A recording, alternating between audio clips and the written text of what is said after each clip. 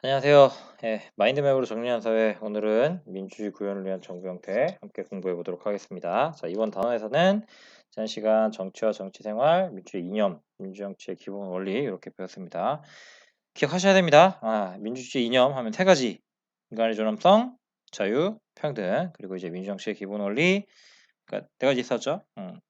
저기 국민주권의 원리, 입헌주의의 원리, 국민자치의 원리, 권력 분립의 원리, 이런 거 이제 배웠습니다. 그러면은 이제 민주주의의 구현을 위해서 어떤 정부 형태가 있는지를 이번 시간에 이제 배울 건데요. 자, 여러분들 여기 보시면은 이분들이 이제 각국 정상입니다. 그래서 근데 부르는 이름이 다 달라요. 여기 보면 달고 있는 이제 트럼프 대통령이 있고 그 옆에 바이스 프레지던트, 마이크 펜스 부통령이 있고요. 미국은. 그다음에 영국의 존슨 총리가 있고요. 그리고 프랑스의 누구냐? 여기 마크롱 대통령이 있죠. 그리고 여기는 독일의 메르켈 총리, 우리나라 문재인 대통령 이렇게 있는데, 자, 이번 시간도 이렇게 한 장으로 한번 제가 정리를 해볼게요. 굉장히 좀 다소 복잡해 보이고 이제 좀 어려워 보이지만 이번 시간 아시면 여러분들 뇌가 풍성해지는 느낌을 받으실 겁니다. 지금 민주주의를 이제 구현하기 위한 정치제도를 이 정부 형태를 중심으로 여러분들이 이해를 하시게 되면 뉴스가 들리실 거고요. 그래서 세계 여러 나라의 이제 특징, 그 중에서도 의원내각제와 대통령제라고 하는 그 중요한 두 가지 전형적인 정부 형태를 배우시고 나시면은 뉴스 같이 들리시고 부모님과 대화가 가능하게 되실 겁니다. 자, 여기 보시면 답을 한번 다 달아보세요. 교과서에. 자, 부르는 이름이 이렇게 다 달라요. 그래서 총리냐, 대통령이냐, 뭐 수상이냐, 사실 수상, 총리 다 같은 말입니다. 그래서 자, 이게 왜 다르게 조사하는지 한번 써보자라고 되어 있는데, 자, 이거는 각국의 정부 형태가 이렇게 다르기 때문입니다. 각국의 정상은 대통령제 정부 형태에서는 대통령이라고 하고요. 의원내각제 정부 형태에서는 총리나 혹은 수상으로 이제 부르게 되는 겁니다. 자, 그렇게 해서 이제 176페이지는 여러분들이 이제 메모를 해두시기 바라고요. 자, 이런 이 민주국가의 정부 형태는 바로 이 입법부와 행정부 간의 관계로 이제 맺어지게 됩니다. 그래서 이 그림은 지금 이제 중학교 때뿐만이 아니라 여러분들이 고등학교 때 정치와 법을 만약에 선택을 하게 되면 요거 가지고 수능 문제 반드시 나옵니다. 그만큼 되게 중요한 건데, 뭐 그걸 떠나서라도 여러분들이 저희 뉴스를 좀 더 쉽게 듣고 이해하기 위해서도 반드시 필요한 그림이니까 꼭 이해해 두시기 바랍니다. 자, 정리 들어갑니다. 자, 정부 형태입니다. 제목이. 이제 정부라는 표현은 이제 사전적 의미로는 크게 두 가지예요. 하나는 뭐 입법행정 사법을 다 포함해서 이 3번을 포함한 통치기구를 통틀어서 이제 정부다라고 표현을 하기도 하지만, 일반적으로는 행정부를 얘기합니다. 그러니까 이 중에서 입법부는 법을 세우잖아요. 그러니까 법률을 제정하는 곳이고, 사법, 사자는 적용할 사자예요. 법을 이제 판단을 하는 거예요. 잘잘못을 따져주는 곳인데, 사법부 하면 이제 재판부를 얘기를 하죠. 행정은 이 법을 만들었는데 만든 걸 행하는 곳이에요. 집행하는 곳인데, 이 집행하는 곳인 이 행정부를 이르는 말이 바로 정부다라고 보시면 됩니다. 그래서 우리가 사전적인 의미 두 가지인데 오늘 이걸로 배우는 겁니다. 그리고 일반적으로는 이 행정부라는 표현을 그냥 정부라고 이해를 하시면 되는 겁니다. 그래서 이 행정부의 형태가 어떻게 나느냐, 이제 모양과 모습이 어떻게 나타나냐면 구분은 바로 이 입법부와 행정부 간의 관계를 가지고 구분을 한다라는 겁니다. 자, 먼저 대통령제입니다. 자, 국민에 의해서라고 제가 메모를 해놨고요. 이 의원 내각제, 이거는 바로 의회에 의해서라고 표현을 했습니다. 자, 이 행정부는 국민에 의해서 만들어진 거고요. 대통령제에서는 즉 국민이 행정부를 만들어요. 그다음에 의원 내각제에서의 정부, 행정부는 의회에 의해서 만들어지게 되는 겁니다. 자, 정리를 해볼게요.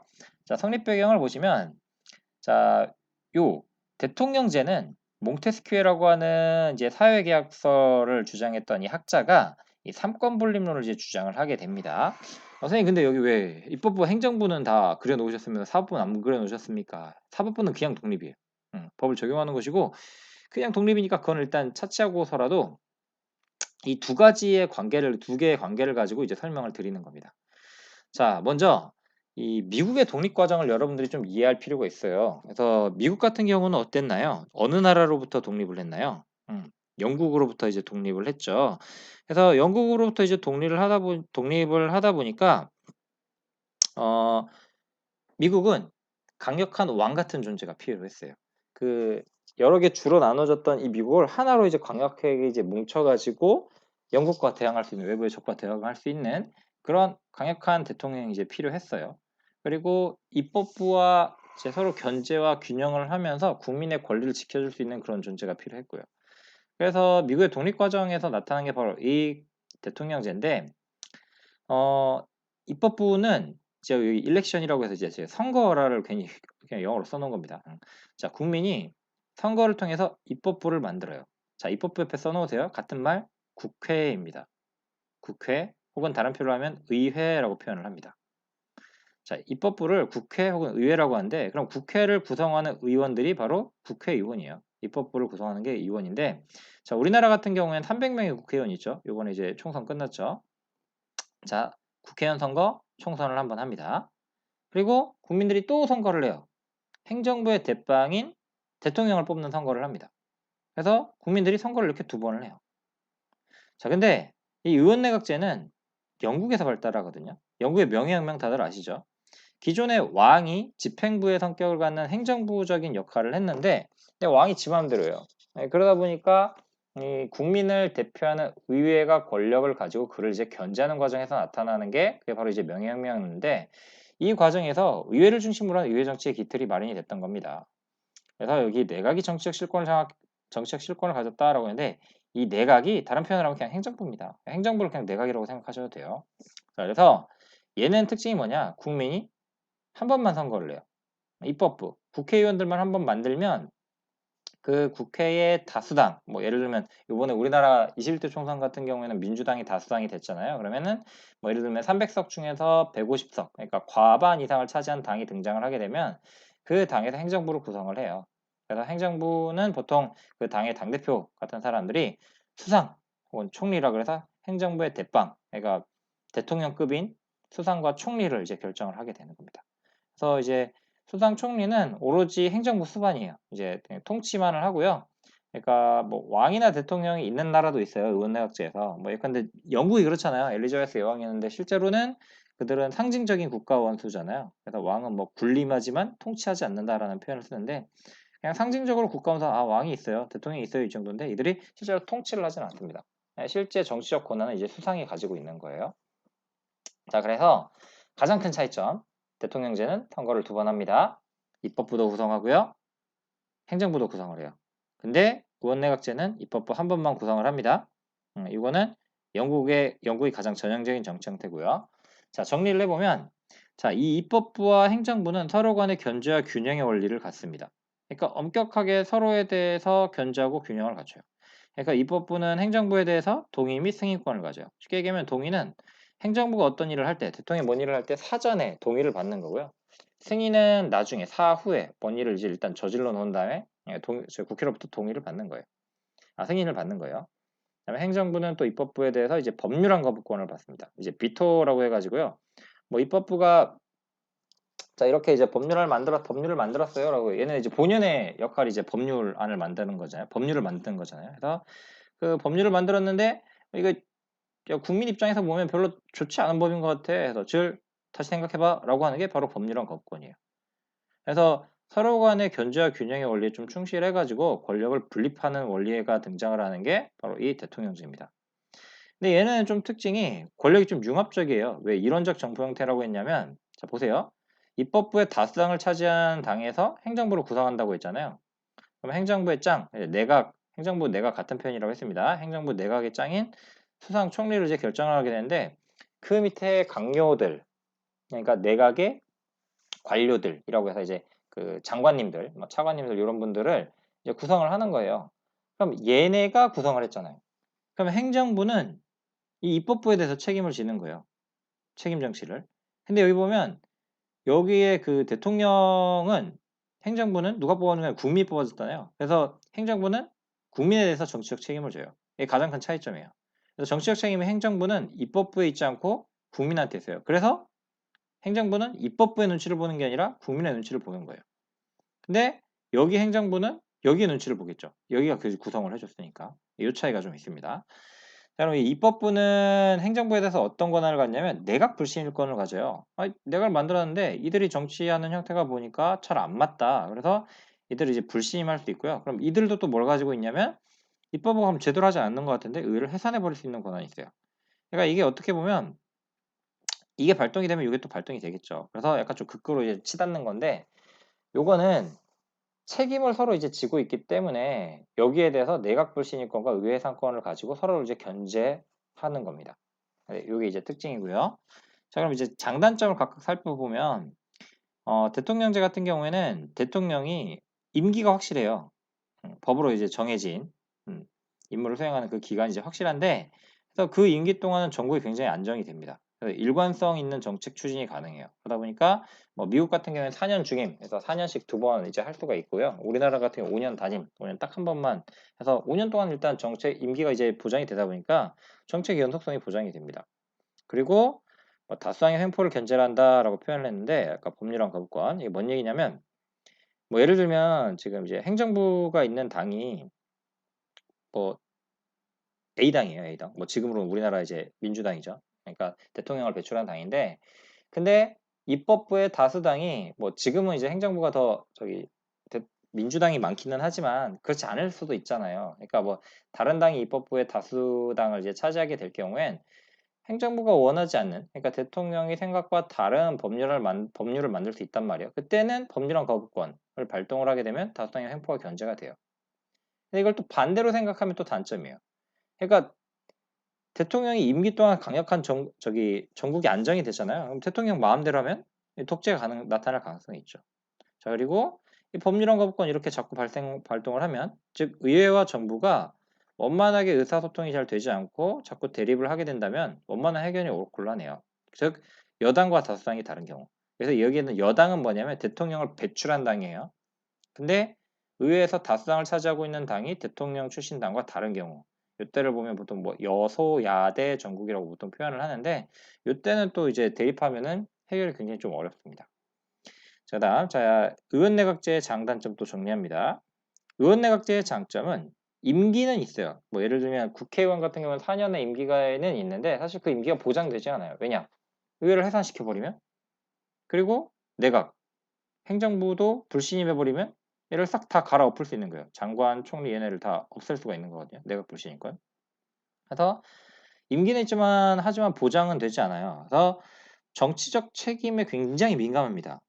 국민적 요구에 굉장히 민감해서, 그래서 이 입법부 같은 경우에는 국민들이 자꾸 원하는 거를 지금 얘기를 들어줘야 되잖아요. 그러다 보니까 얘네가 그걸 잘 못하게 되면 내각을 불신임해버리고, 행정부도 의회에 대해서 예산권을 이제 가지고 있다 보니까 책임 정치 구현이 굉장히 용이해요. 서로에 대해서. 얘는 얘에 대해서, 얘는 또 국민에 대해서. 그러다 보니까 국민적 요구에 굉장히 민감하다라는 특징이 있고요. 그리고 의회, 입법부와 내각, 행정부 간의 상호 협조가 굉장히 좀 가능하죠. 그러니까 여기가 이제 다수당을 차지한 당 쪽에서 행정부를 구성을 하게 되면 굉장히 능률적으로, 그러니까 효율적으로 정책 수행이 가능해요. 즉 여당이 다수당일 때. 다시 한번 얘기하지만 이 여당은 다수당을 얘기합니다. 여기 의원 내각제에서는. 근데 단점은 뭐냐면, 자, 여당이 다수당이면 여당 맘대로, 다수당이니까 횡포가 나타날 수 있어요. 근데 반대로 군소정당 난립 시 전국이 불안정하다라는 뜻인데, 이건 뭐냐면 그 여당이 다수당이 아닐 수 있어요. 그러니까 뭔 얘기냐면 총리가 있는 당이 다수당이 아닐 수 있어요. 뭐 예를 들면 이거, 자, A당이 예를 들면 한 35% 정도 가지고 있고, B당이 한 30% 정도 가지고 있고, 그다음 C당이 한 20%라고 쳐봅시다. 그럼 35, 30, 65에 85니까 D당이 한 15라고 얘기해 봅시다. 예를 들면. 자, 그럼 예를 들면 이때 과반 이석을 차지한 당이 없잖아요. 그러면은 얘네들이 합칠 수도 있지만 그게 아니거든요. 예를 들면 A가 제일 최다 의석을 차지했지만 얘네랑 손잡을 수 있잖아요. 그럼 과반이 넘잖아요.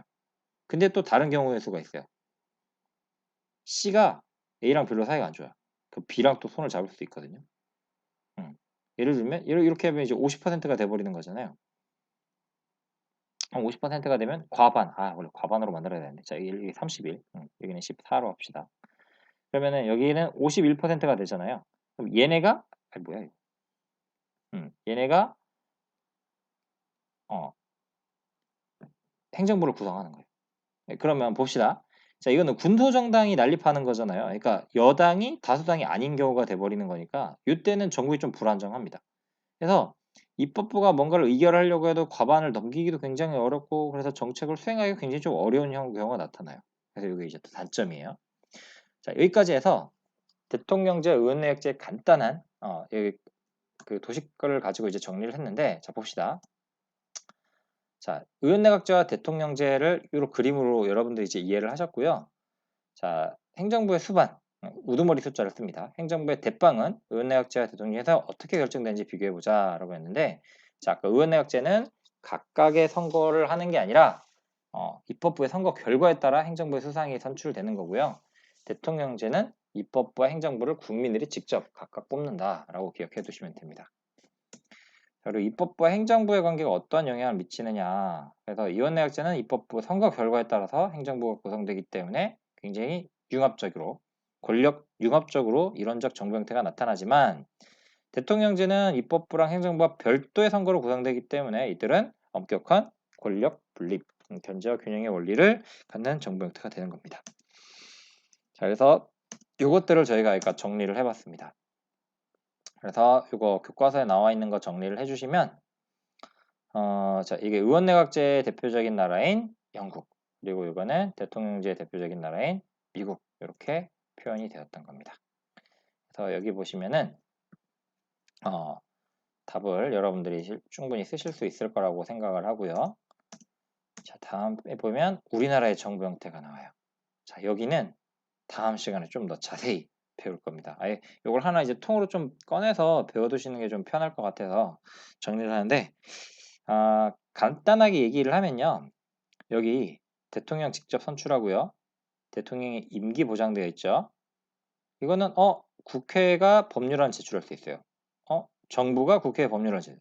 그러면은 원래 국회가 법률을 만드는 곳인데 정부가 이걸 제출할 수 있어? 그럼 둘이 사이가 좀 친한가? 의원내각제적 요소가 되는 거예요.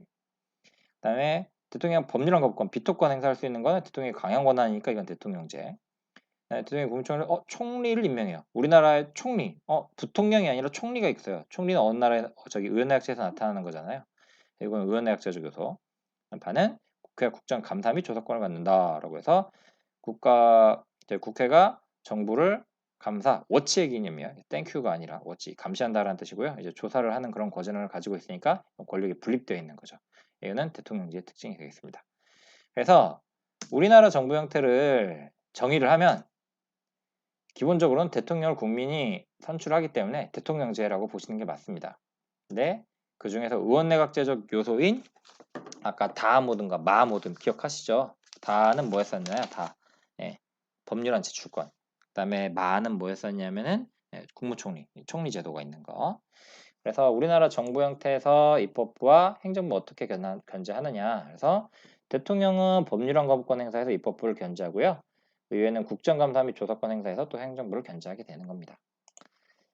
자, 그래서 요거까지 해서 여러분들 교과서는 정리를 이렇게 했고요. 그리고 그 뒤에 있는 거, 물론 이제 다음 시간에 우리나라 정부 형태랑 그다음에 프랑스의 이원 집정부제, 여기 좀 더 이제 심화 설명을 제가 해드릴 텐데, 그 뒤에 있는 대단한 마무리도 여러분들이 꼭 해보시기 바랍니다. 여러분들 답을 쉽게 찾으실 수 있을 거라 생각을 해요. 나중에 꼭 챙겨보시기 바랍니다. 답은 이쪽에 이렇게 나와 있습니다. 자, 그러니까 이번 시간 여러분들 배우시면서 꼭 기억해 두실 거, 일단 대통령제랑 의원내각제, 요거의 가장 전형적인 정부 형태로 미국과 영국을 중심으로 우리가 얘기를 했다는 점, 그리고 이거는 그 나라에서 어떤 나라에서 어떻게 구현되느냐에 따라서 좀 섞어서 나타나기도 하고 투명하게 이렇게 뚜렷하게 의원내각제와 대통령제적 성격이 나타나기도 한다라고 이제 배웠습니다. 나머지는 이제 여러분들 다음 시간에 이어서 배워보도록 할게요. 수고하셨습니다.